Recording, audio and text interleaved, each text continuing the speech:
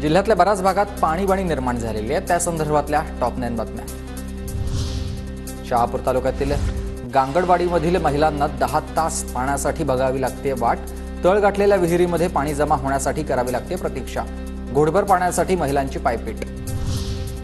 नाशिकच्या बिबलवाडीमधील रणरणत्या उन्हात पाण्यासाठी पायपीट। तळ गाठलेल्या बारवमधून पाण्यासाठी करावी लागते कसरत। दूषित पाण्यामुळे आरोग्य देखील धोक्यात। नांदेडच्या हदगाव तालुक्यातील कोंढूर गावात भीषण पाणी टंचाई। गावामध्ये असलेल्या एकाच बोरवेलची सध्या पाणी पातळी कमी झाल्याने पाण्यासाठी पायपीट। नांदेडच्या शहापूर गावात रोहित्र जळल्यानं 7 दिवसांपासून पाणीबाणी। गावात अंधार आहे, उकडानं नागरिक हैराण झालेत। आत्मदहनाचा देखील दिला इशारा। महिला देखील आक्रमक झाल्यात। महावितरण विरोधात रोष व्यक्त।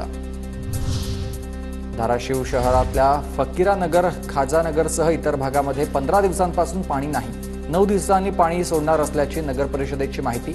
उजनी धरणात कमी पाणीसाठा तर बोर देखील बंद।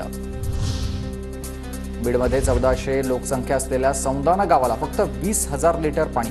प्रशासनानं पाणी वाढवून देण्याची ग्रामस्थांची मागणी। जळगाव शहराचा पाणी पुरवठा 1 दिवस पुढे ढकललाय। महानगरपालिकेची माहिती। झाडाच्या फांद्या वीज वाहिन्यांवर कोसळल्यानं वाघूर पाणी योजनेसह शहराचा पाणी पुरवठा बंद आहे। अकोला शहराला 27 मे पासून 5 दिवसाआड पाणी पुरवठा।